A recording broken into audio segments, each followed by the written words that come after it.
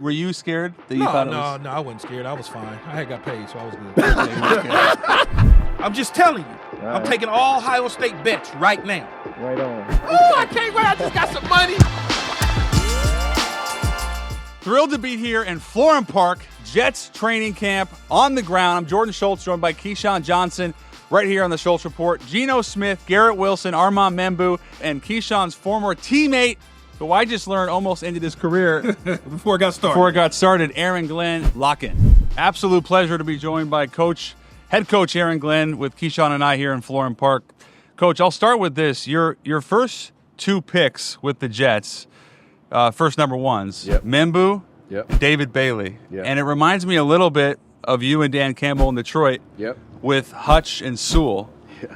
How much did that go into the process of, we had so much success building the trenches in Detroit, let's do the same in New York? You know, it's more or less, it's a belief system of mine of making sure that, you build the front up first and then start to bring everybody else around it. And regardless that we did in Detroit, that's just something I believe in anyway. So if you can make sure that your O-line is as strong as possible and do the same with your D-line, I think you're building a good foundation of how you want to build your team. Yeah. You talked about the two interior guys, but you brought in Mika Fitzpatrick in free agency in the offseason. How's that going to help that back end shore that up for you? Yeah, when you look at how this team is built defensively, so we trade for Sweat, all right, and then we bring in Double D, and then we bring in Minka. The middle of your defense is stout, and the middle of your defense is intelligent. And that's what you want, because those are the guys that's really getting everybody on the same page. So you bring in that nose tackle that can play A to A, so now you have a linebacker that's going to be free. You bring in Double D, who's extremely smart, who I was with for a number of years in New Orleans. I know exactly how he's going to operate. He knows how I'm going to operate. So now when I'm calling it and something happens, he knows exactly how to call it. And then you bring in Minka, who controls the back end. So the middle of your defense is stout, strong, and intelligent. So now it actually just permeates throughout your whole defense. So that was the meaning behind that. You're the head football coach, Yep. so you got a lot of responsibilities, Yeah. right? You got to pay attention to so many different things. You had your first taste of calling the defense as a head coach this past preseason game. How is that any different for you than when you was a defensive coordinator in Detroit? You know what? Because of all the different responsibilities that I do have, I think it's important that you surround yourself with the right people that can help you with some of those other responsibilities. Because you can't be everywhere at one time. And listen, I've said this publicly to a number of people. I think one of my first mistakes was not calling the defense. And that's nothing against Steve Wilkes at all. I think Steve Wilkes is a great coach. But I got the job because of defense. So I felt like it was my responsibility to continue to call the plays. And now I've surrounded myself with other intelligent people to help me with all the responsibilities that I do have. I was one of the guys that told him to call it himself, though. Just saying. How did that come? I'm just saying. He was badgering me. He was badgering me. And how did- Badgering. And what was- Call the damn defense yourself, AG. And how did that go?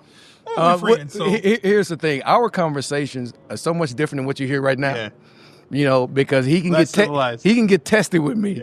Yeah. But the thing is, I have so much trust in him.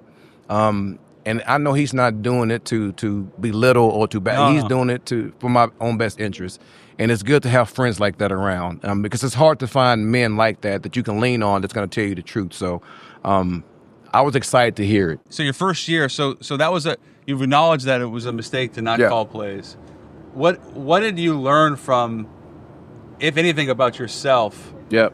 About throughout that process and how it's okay to be more assertive? Yeah, and just be yourself and know what your strengths and weaknesses are, and be able to try to make sure whatever you feel like you're strong in, man, continue to do that. And any weaknesses or blind spots that you have, man, put people around you that can help you with that. And listen, there's nothing wrong with that. And I think sometimes as a coach, any coach, and I'm not just saying me, but any coach can listen, I want to make sure that I'm doing everything, but it's hard to do that as a coach. So you have to hire people that can help you. Like, for example, Frank. Frank's going to do an outstanding job on offense. Even though I'm still involved with the offense, he knows exactly what I'm looking for. I have total trust in what he's doing in that aspect. Some of the game management with John Berger. He's helping with some of the game management. I have to bring somebody in that could actually help him with that, because I want to make sure when it comes to defense, our concepts and our play style is on point. And I have to make sure I talk to our guys about that on a daily basis. What I'm hearing from you, Coach, is something that you don't always hear from head coaches, especially at this level, which is having the vulnerability to acknowledge this is what I do well and this is what I want some help with. That's pretty rare, is it not, Key? No, it is. But the thing I want to know, are you having fun, though? Are you enjoying this year opposed to a year ago? Listen, I enjoyed last year. I really did. But I think you guys were out there practicing. You see how it is when I get a chance to call it and get involved with the defense. And it's just, man, I'm living through those guys and how they operate and how they play. So it's hard not to get excited when you have a play call and things just happen the way that you know that they should happen.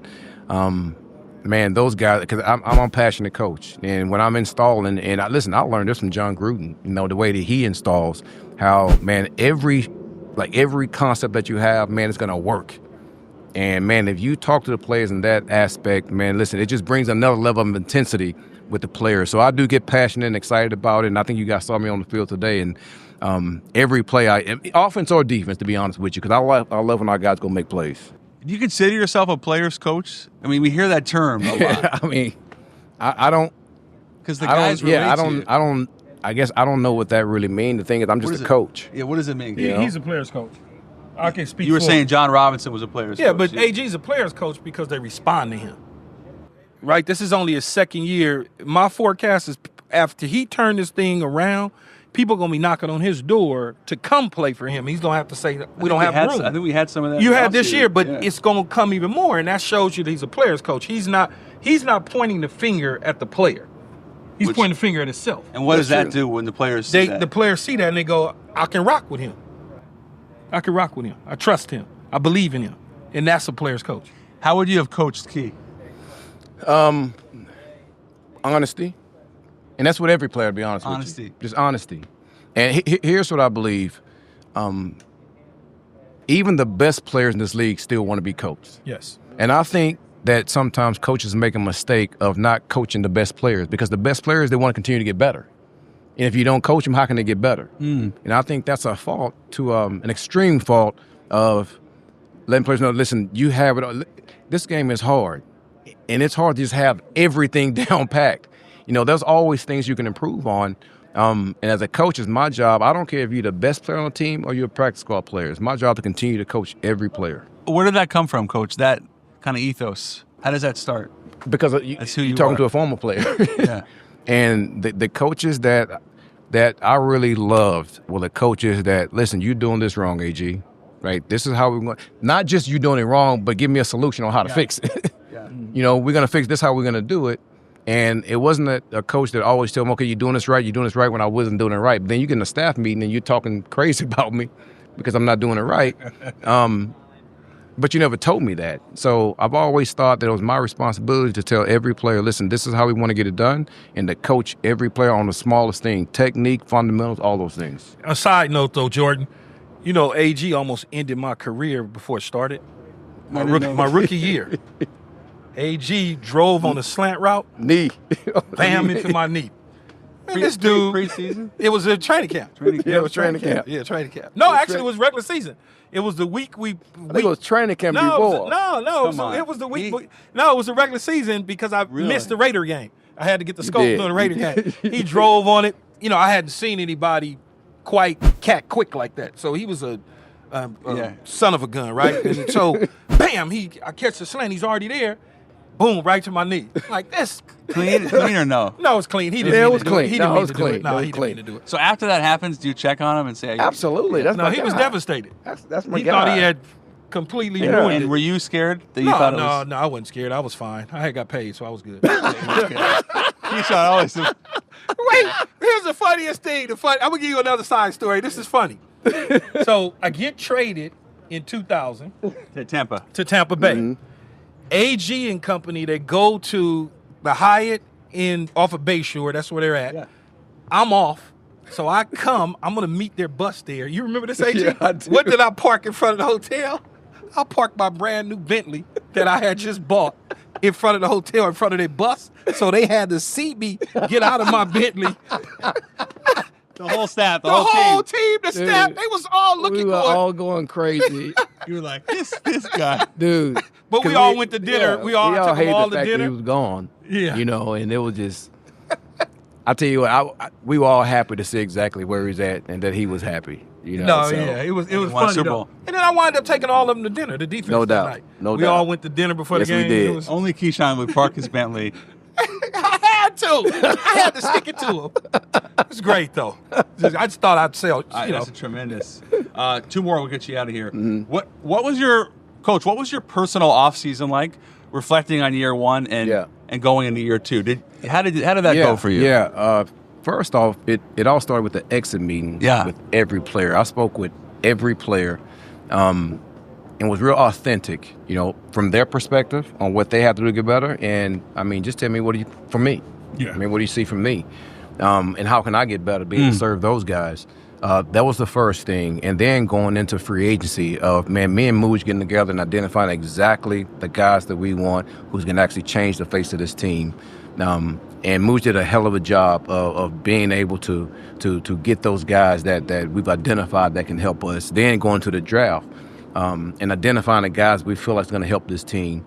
And then also continue to reflect on myself and how can I get better on a number of things. And again, I think with any coach, any player, you can always improve your craft.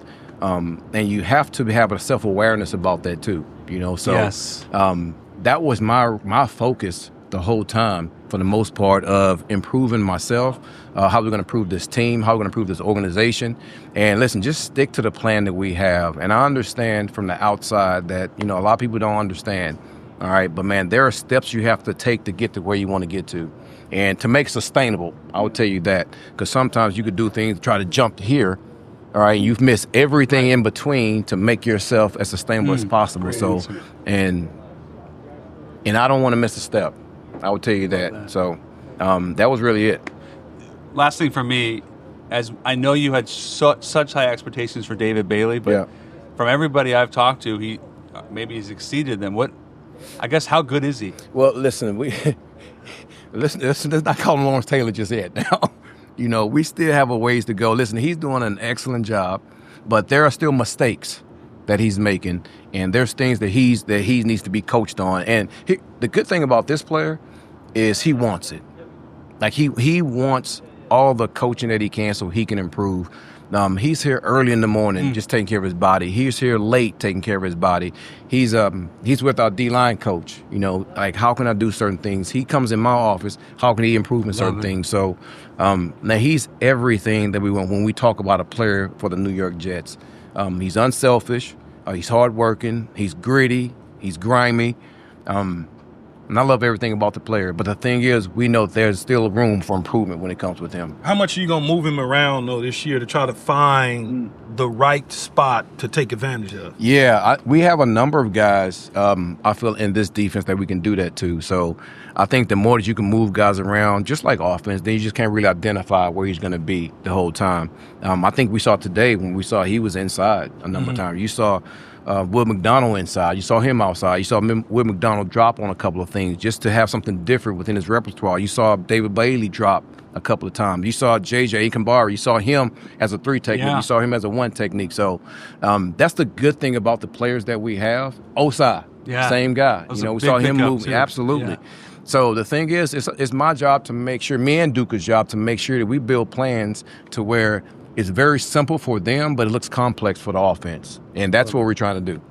Coach Aaron Glenn, right here on the Schultz Report from Florham Park. Can't thank you enough and wish you an awesome year with the Jets. That. I'm going to have to come up and check out the office in a little bit. No doubt. Come on through, man. Come on through. Thanks, Coach. All right. Appreciate you, brother. Appreciate you. So excited to be joined by Garrett Wilson, and right here in Florham Park. An absolute pleasure. Joined by, wide receiver 1 and wide receiver 1. Key, I didn't realize that you and Garrett knew each other for quite some time. What have you enjoyed most about watching this young man develop into a star here in New York? Well, to continue to just keep growing. So I met him at the rookie premiere out in Los Angeles right at the time that he got drafted. And so I just basically embraced him. It had nothing to do with the Jets. It had more to do with football. A nice young man that went to Ohio State where my nephew went. And I just liked this game. I liked this game. And so as I continue to keep seeing him get better, despite having quarterback deficiencies, he still continues to go and play and put up numbers and do the things that he's capable of doing, and he can only get better. Yeah. If he gets some help at the receiver position and the quarterback deliver the football, he's the guy they should be delivering it to at all times. Garrett, is there a jersey swap that you haven't made yet that you really want to make? I mean, yeah, I got a few. You know, I feel like I try and keep it true to the Buckeyes. I try to stick with my guys. I need Keyshawn jersey in the basement. Wow. I need it. Like they got one. You got to every year. ask the equipment manager. The old school one, right? They got yours in the locker room, and it's all tattered up. I don't know. That's probably worth a whole lot that they got down in the locker. The old one. It's old, but I got some Buckeyes I got to collect around the room, around the. You got Olave's yet? I got Olave's. You know what? Nah. You got to get Olave's. I ain't get Olave's yet because I wasn't there for the Saints game last year. So. JSN, I got to get. Marvin Harrison. We got a lot. I got Marvin's. I got to get Jeremiah once you get in. You know, it's they got that's how it works. Right I'll say behind us. we got to collect our stones. Y'all right behind us are producing receivers in the league. I think we catching y'all. Y'all above us. Ohio State, right LSU, and SC. No, Those are the not. three. It's Ohio State, USC, LSU. Oh, right historically. Historically. Yeah, Yeah. historically. I I'm not appreciate talking that. about. You put Ohio State at the top. Y'all got. I think it has to be. Ohio State Yeah. for sure. Is there an Ohio State group chat, especially with receivers? I mean, not with the whole. You know, like you said, it's a lot of us dudes. now. And all of a sudden, it's been 5 years since I've been there. I know the guys. I help recruit some of the guys there now, but it's crazy, man. I watch watch them play on Saturdays. I'm like, man, I'm getting a little older. So with me, Chris, J-Mo, and Jax, too, we talk a lot. But maybe when we get older, that's something we'll do. Abuka. Yeah, I just saw him last week. Jackson. Jameson Williams was there before Alabama. Yeah, That's another one. J-Mo, No, that's you my- can't count that. Well, That's I'm like, no, you What can't. you mean? He went there for He was there for 3 years. You cannot count that. That's crazy. That's like Alabama keep trying to steal Jalen Hurts. Hurts, or Oklahoma, I'm sorry. Oklahoma tries to steal Jalen Hurts. You can't do that. It's the opposite, because you saying that Bama can't take him, but he was at O State for 3 years. Yeah, and 3 then years. went to Yeah, Alabama for you're 1 wrong. year. Yeah, but if he'd For J-Mo. have stayed at O State, He would have. I mean, Keyshawn. that would have had to been on the scouts. You know, you got only one football to go around, but he could do everything that he showed you at can't steal Bama him, at though, O man. State. Did you Well, it was raw. Did you know that did you know JSN was this? Did you know that? Yeah, You knew- I mean, he's just a natural, pure receiver, and he did it all at the 6A level in high school and was kind of, was a high recruit, but they kind of slept on him coming out of high school. He got to O State and was immediately the best freshman out of the group, and at the end of the day, he just found his way on the field early and was making play. I mean, he's just super crafty, and he gets it, man. He's a good player. see, I didn't see that. Like when I watched him, I didn't see. See, like you watched that Utah game? That was the Just Rose Bowl? killing stuff. Yeah, and but that's the whole- why. But 300 yard- the Oregon game in the Rose but Bowl, I right? can't. It was Utah, I yeah. can't. Utah.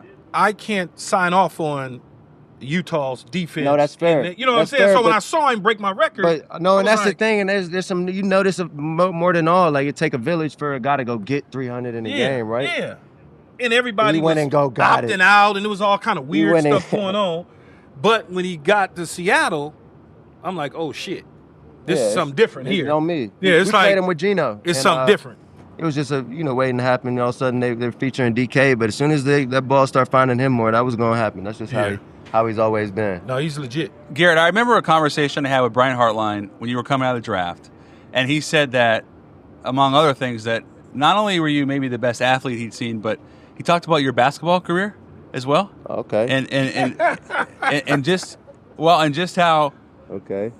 versatile you were, and just your sort of your movements and unique. Just talk to us about your hoops and how that maybe helped you.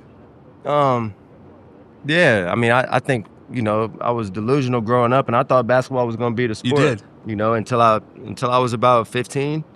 Then you realize, oh, these dudes getting tall. I'm still the same height, right? And then and football just always kind of felt easier. But everything that I could do in football, I attributed to my basketball skills. When jumping off one foot was layup lines, or going up and doing a contested ball was a rebound. And, Cross. yeah, like releases was dribble moves, and that's just how I really got into football. Because like I said, basketball was my first love. That's what my dad played. That's what we all did growing up. So when I tried to start really learning football, as a youngin, you can kind of just get away with your athleticism in football. You don't got to understand it. But once I started to try and learn it, and Coach Hartline was putting things into words for me, I tried to relate it to something I understood well, and that ended up being hoops. And I think Coach Hart had ended up seeing me play a few times towards the end of my high school career. And yeah, man, it's just it's just good to be active, just good to play everything. I think Everything. sports, exactly. Good sports like that are going to translate to whatever you end up doing. So that was my mindset. Most wide receivers have broke down basketball careers. Most. Yeah. They have this dream of being a basketball player, and like Garrett said, you look up and you go, that dude really 6'8". It's like, nah, I think I'm gonna be a first round pick in football. There it is, yeah. And I'm gonna be at home in basketball. That's what you just. Everybody that plays that. Even this you? position, everybody that plays this position. Yeah. Are fake broke down basketball players. Yeah. Everyone. Yeah, I know. Talking to Devontae about it, with his releases, Yeah, it helps you. Helps There's no you. question about it. It helps you 100%. Garrett, how about your Mount Rushmore of Buckeye receivers? You got Jeremiah Smith, Jackson. I mean, this is pretty recent, damn. There's a lot. I mean, Chris Carter. I was going to say Olave, and then Chris Carter. I was going to say Olave and Chris Carter. Olave got the touchdown record, receptions. So many of them. That's the thing, is Jeremiah about to beat those records. Go top 3. He's going to be the highest receiver drafted since you. Yeah, because you went 1. He's going to go. He'll go 2, 3. Yeah. You know So what I'm it'll be saying? since Kelvin. What if Kelvin he went 2. Who's Calvin? Johnson. Oh, he went 2? 2, yeah. Calvin Johnson went 2 Yeah. out of Georgia Tech? Yeah. 6'5". They ran 4'3", triple option? 4'3", 42-inch vert. 20, 4'3", 42 inch. They ran 50 triple option at vertical. Georgia Tech? Yeah, They did, but they he did. still- But he when still- they threw it, Yeah. they threw it to him. I didn't still know he did. went 2 overall. And what's his face? Day. Who? Thomas from Denver. Demarius. Demarius from Thomas high- went to Georgia yeah. Tech too. Yeah. See, I knew that. Yeah. My brother played at Georgia Tech, but that's why I know about that. Oh, I didn't know he went 2nd overall. Yeah, it's a height, weight, size, and speed. He got all the triangle numbers. No doubt. If he was in Ohio State, USC, or something, he probably would have caught for 2,500 yards or something crazy. Yeah. Because when he was a man amongst boys. Yeah. You know what I'm saying? No That's doubt. just Yeah. So what it is. So Jeremiah, you said he's going to break all the records. He's as good as you've seen? Yeah. I mean, you come through the door ready to play, and that's the thing. It was a little different world when I got into high school. I think I was ready to play coming right out of high school, but they ain't really give you the keys. That's just not how it was. Nowadays, with the way NIL is, they're gonna put you on the field if you deserve to play, and he deserved every bit of the playing time he got, and it was inevitable, man. As soon as he got out there, it was kind of like what you said, man amongst boys a little bit. When I look at Jeremiah and I look at other receivers that have come out into the league that were high draft picks and very productive in college, I don't worry about him. Because I can look at his physique, his body, his control, how he runs routes, how he uses his hands to go get the football, all of those things. And I've seen other guys that have been high draft picks, and if you ask me, I'm like, he ain't going to be no good. He's going to get run out of the league because you could just tell. Yeah. But he is certainly a pro's pro. Garrett, out of all the positions, what do you prefer? Inside, outside, motion? Like, is there one thing that you say, I'd rather just be stationary here? If I had to choose to be stationary, I would say just probably the slot, just because you can eat in there. You know what I'm saying? If it's man coverage, you got a lot of space. But I truly, like this year, I'm getting back to playing outside, and we were kind of talking about on the field. All of a sudden, the routes you do catch are a little bit contested more. Yeah, a little more contested, but deeper down the field, more rewarding. Yep. Not as painful after. Yeah. You know what I'm saying? So interesting, yeah. So there's aspects to it. Now you playing, you got man coverage. As you in the nickel, put me in the slot. Yeah. Let me wear him out, right? But I don't know. I like being able to do a little bit of everything, and playing outside for me this year has been something I ain't done in a while, and I missed it. What's the last YouTube highlight you looked up of a different player? Mine. He just watched mine. Right on, Keyshawn. Damn. I mean, honestly, bro, I've always been an Odell guy. Yeah. And it's crazy he on the Giants right now, and I probably shouldn't even say this because he in the league. But, who was I just watching today? Jackson. I was just watching Jackson yesterday. He just came up on Twitter. Yeah. And it's all so subtle with him. That's the thing is I watched Jackson. I've been watching it for 5 years. I'm like, damn, he fucking these ones up. Yeah. So it's cool, man. But I love that. What do you take from that, though, when you watch it? This is subtle, you learn? Yeah, just less is more sometimes when it comes to your body movement and just getting up out of it. Oh, I'm running, I'm out. You know what I'm saying? Ain't nothing to it, ain't no stem, he was just running getting up out, ball on time, let's, first down, spin it, let's ride. Like, it was fun to watch. I think it popped up on my Twitter feed, and it was just his past season that he had and his special season, bro. And I truly believe they should have let my dog go get that.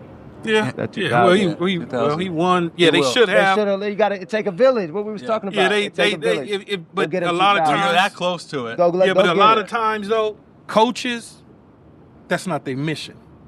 That's what I'm saying. They take a special coach. Yeah, but their mission is to realize how special that is. They was beating teams by 20, 30, right? And I get it.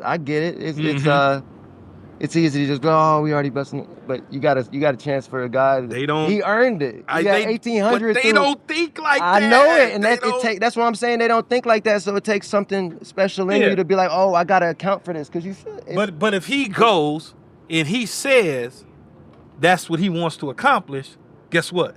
It's going to get flipped. They're going to discount it? No, they're going to flip it.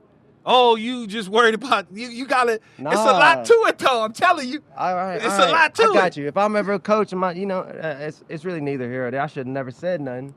No, it's all good. Yeah, we get it. I'm just saying. It's fair. He had 1,800. No, you go ahead and you figure out how to get him that. Yeah, with 16 games played, with 2 games left. You figure out how to get that. Come on. Because he may never get that close again. Oh, and who has the record right now? Calvin. Either Calvin or Jerry. One of the two. Calvin has it. Like 1900? Yeah. I think it's 2000. All right, it might be Cup. Yeah. No, Cup 2 was right there. Yeah. Cup was there. Yeah. Calvin. Marvin Harrison was there. Calvin, Cooper Cup, Julio. That's and it. Julio? Okay. And they're all right all there. Like what, 18 something? Yeah. 1964 and 1947. Yeah.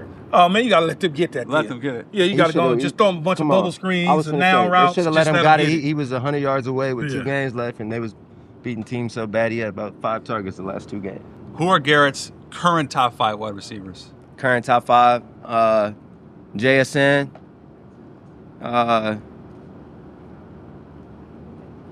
Jamar Chase. I like his game. And I struggle with this question, man, because it changes all the time. I was finna say it truly do take a village, bro. It does.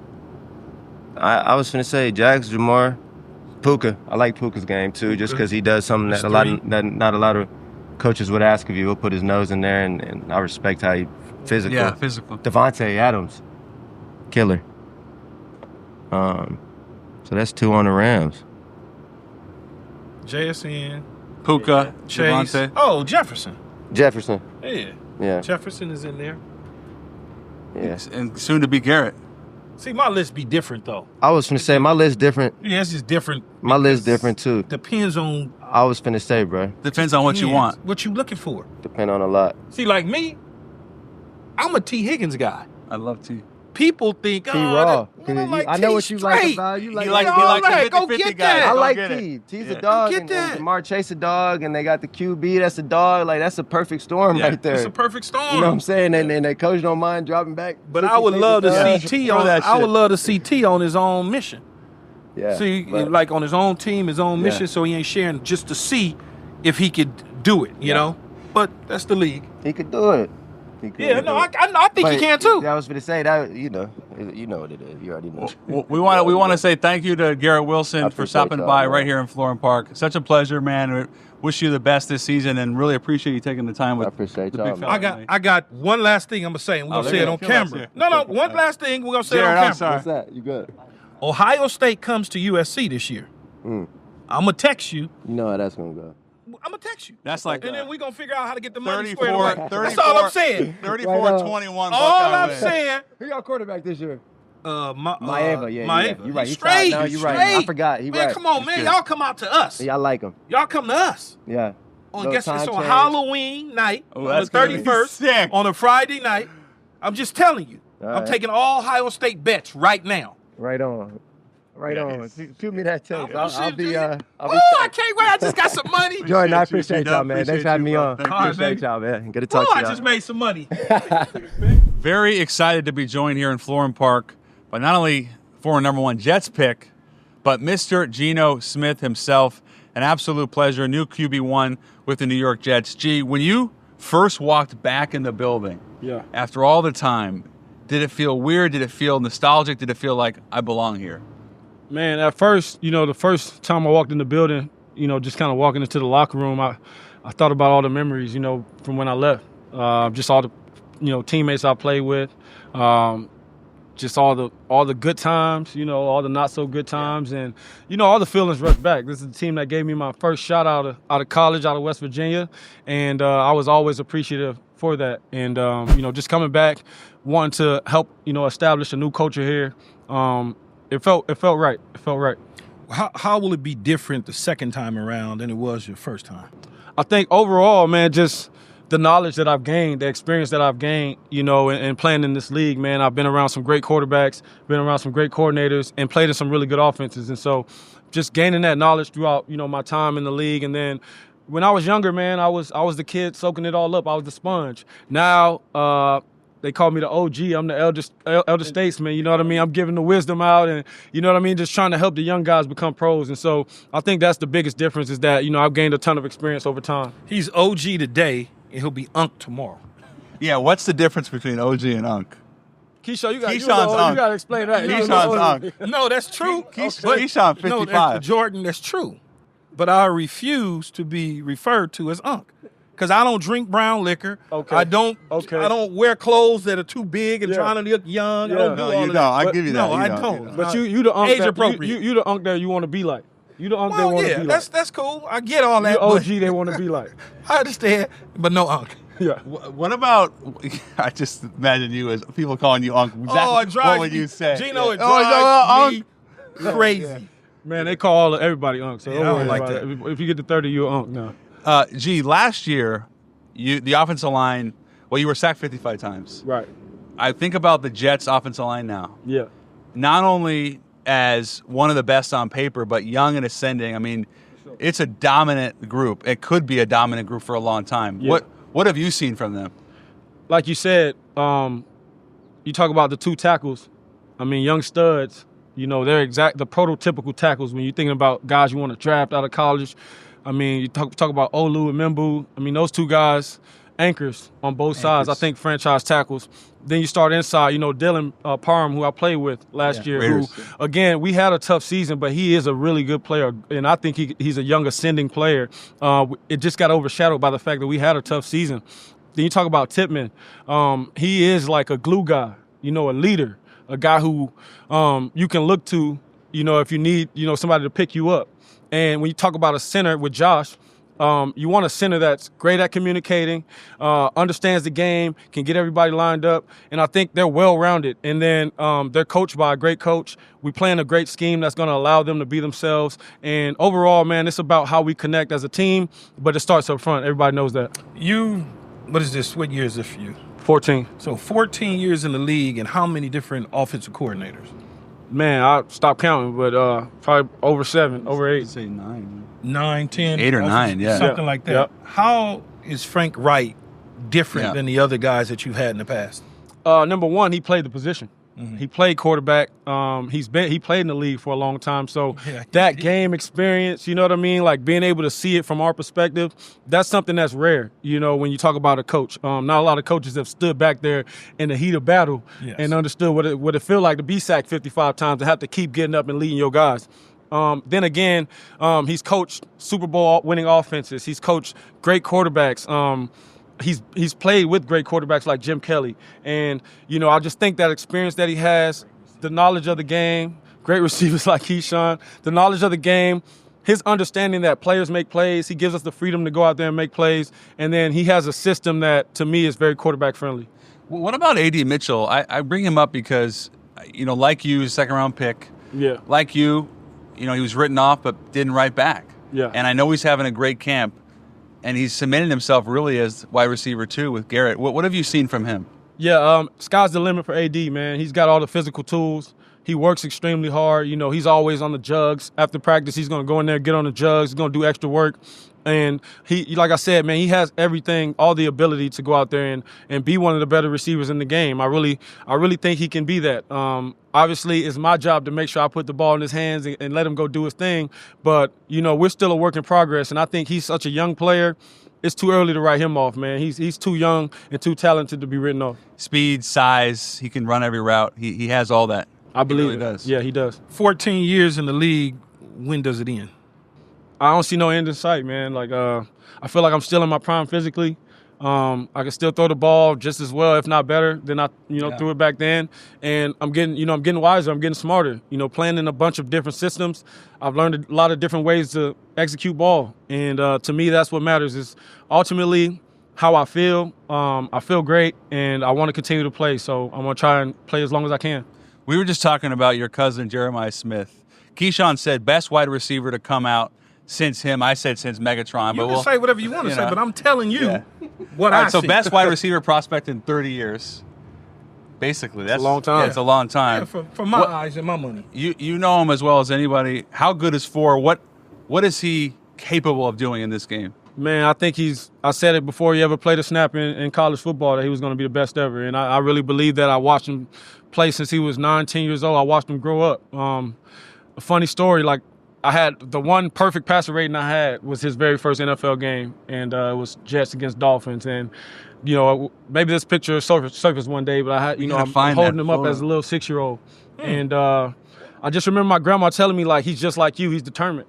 And to me, I know he's got the physical tools and all the gifts, but his work ethic and the way that he goes about his business is phenomenal, man. Like, just the way that he executes on the field, but also off the field, I think that's what makes him great. He's already a pro. Already a pro. And he's been like that since he was a junior in high school. Does that remind you of you, Key? As a player? Well, I was going to say, were you a pro at USC mentally?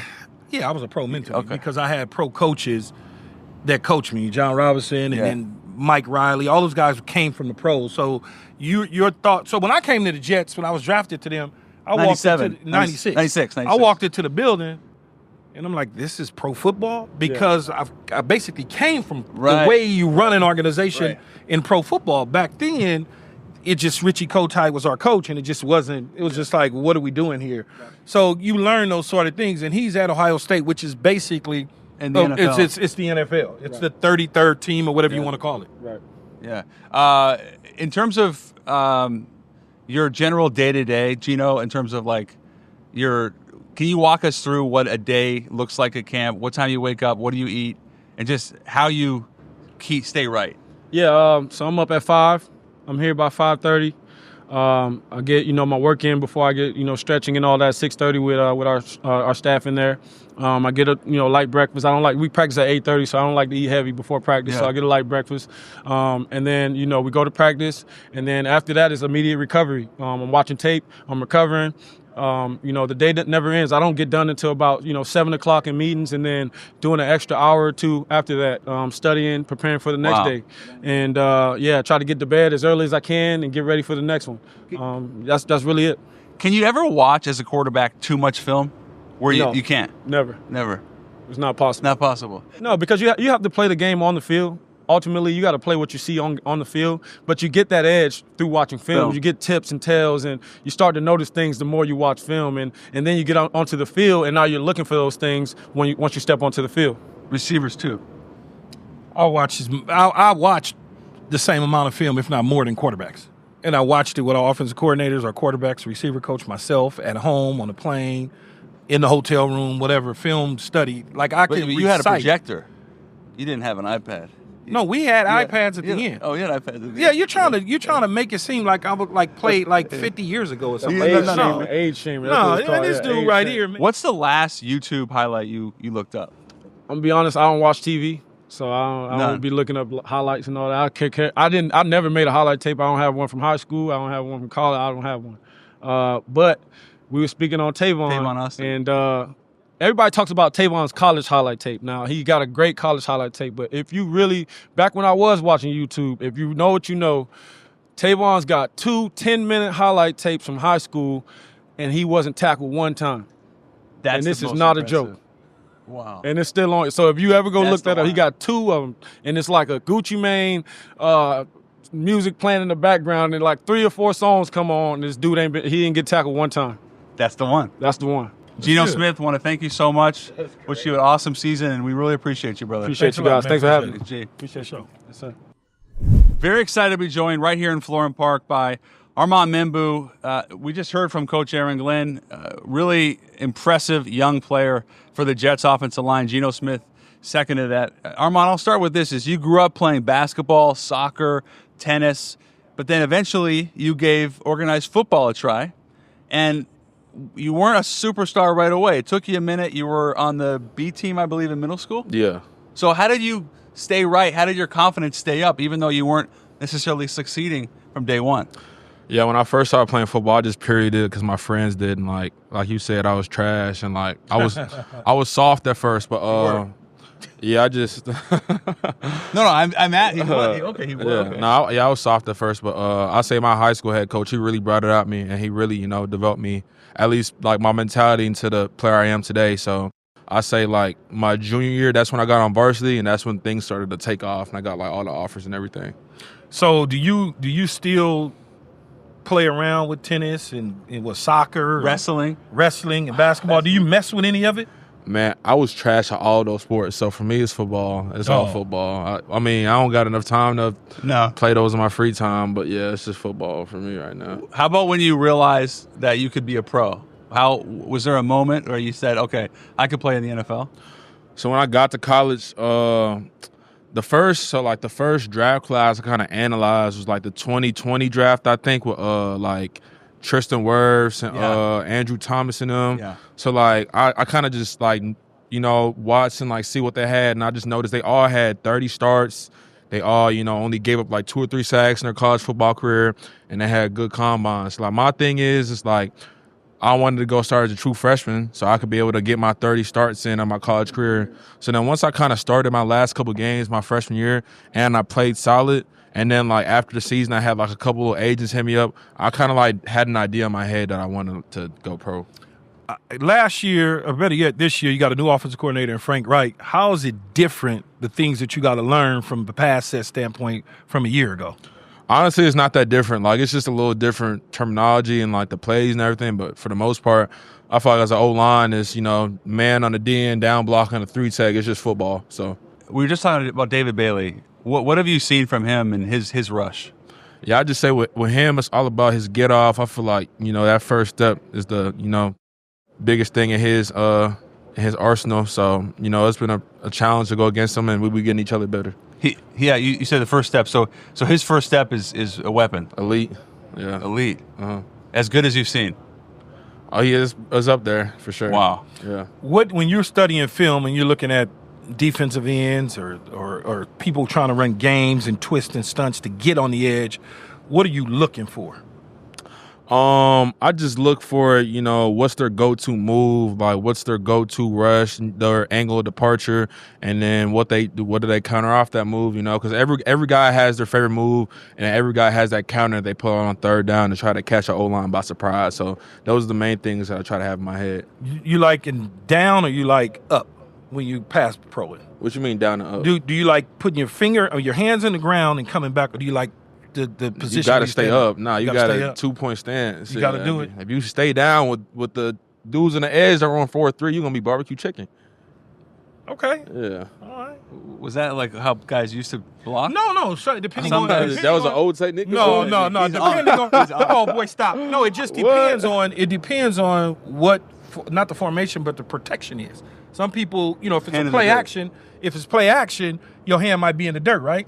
Shit, if I got a guy like Dave or Will on the edge, I'm not putting that hand down. You ain't messing with it. I gotta stay up. Even if we wanna make it look like a run, you still gonna go in the 2-point. It depends. Like if it's first down, yeah, I'm gonna put my hand in the dirt. But like if it's third down, I gotta get the job done. So you know what I'm saying? Third down, they gonna pin their ears back, and you got to be able to. That's what I'm saying. Get back. Okay, that's fair. It's not old. It's not old. No, it's not old school technique. No, you just got to know protections, and that's something that you don't know. No, I don't know. I didn't play football. How about this, Armand? Everybody that's anybody has said that you've been the best player, one of the best players in camp. What would you say was the biggest change from this time a year ago to now year 2? Really just my mental. Like last year, I just had a bunch going through my head, and I was just struggling mentally, and then like I had my low points in camp. So honestly, I feel like I'm just in a way better place mentally right now, and then I feel like my body's a lot more callous to NFL, so I feel like I'm more used to, everything that's going on too. Last one for me. Top 5 current pass rushers. In the league? Yeah. I mean, obviously Myles Garrett, Will Anderson, Max Crosby, probably like Aiden Hutchinson, and then 5 probably like Nick Bonita or something. Or Micah. Oh yeah. I guess Michael. Yeah, that's a lot of. That's a lot of rushers. So. There's a lot of rushers. Yeah, I guess you could say Micah, but I'm gonna throw Aaron Donald in there because he in the league, even though he ain't in the league. If Aaron Donald come back. Yeah, he can come back. Of course he coming back. Yeah. Armand Membou, want to thank you for stopping by. Such a pleasure. Year 2, it's really enjoyed talking and appreciate you taking the time. I appreciate you guys. Thank Go you. Tigers. Yeah, go Tigers. The Tigers. There we go.